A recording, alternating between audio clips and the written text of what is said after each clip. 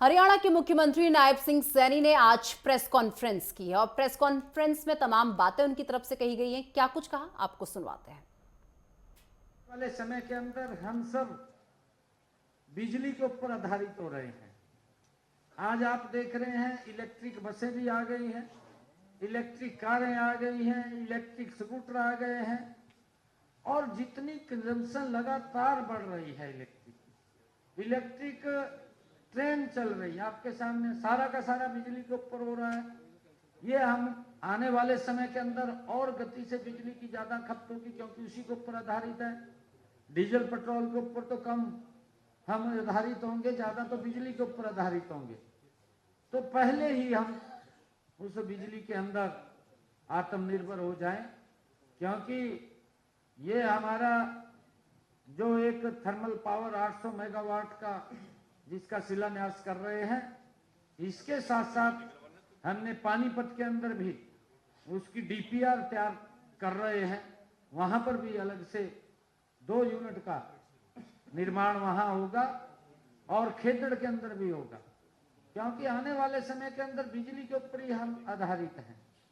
Main तो बिजली के ऊपर चलेगा और मैं यही आग्रह हम कर रहे हैं कि जब हमारे पास बिजली पूर्ण है तभी हम 24 घंटे गांव के अंदर भी बिजली उपलब्ध करा रहे हैं। शहर गांव के अंदर ये हरियाणा नहीं तो आप देख रहे हैं राजनीति की भेंट चढ़ता रहता था। आश्वासन तो लोग देते थे कि हम बिजली 24 घंटे देंगे, लगभग उसके भी कंप्लीटी की तरफ है।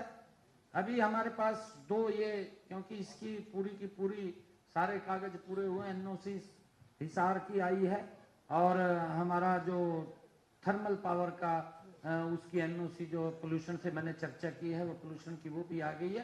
क्योंकि आदरणीय प्रधानमंत्री जी जब आ रहे हैं तो बड़ी परियोजनाएं हैं दोनों, और डॉक्टर भीमराव अंबेडकर जी की जन्म जयंती के अवसर पर बड़ी सौगातें हरियाणा के लोगों को मिलेगी। हम सबका सौभाग्य। और नहीं, देखिए, राजनीति नहीं करनी चाहिए।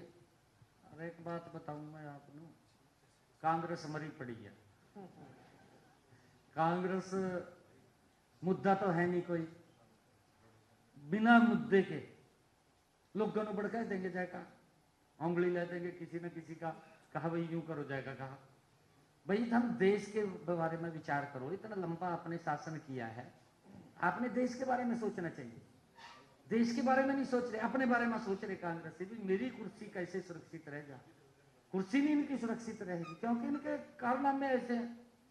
विपक्ष आप देखिए, सीए का मुद्दा था, 6 महीने तक शाहीन बाग को सड़क को रोक के रखा।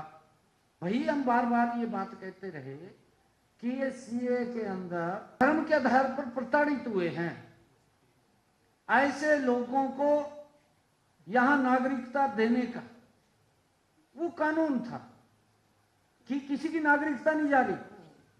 यही उंगली ले दी, कहा जी यहां के लोगों के कागज देखेंगे। भाई देखेंगे, फिर उनके कागज तो देखेंगे जो रोहिंग्या हैं, देखेंगे नहीं उनके।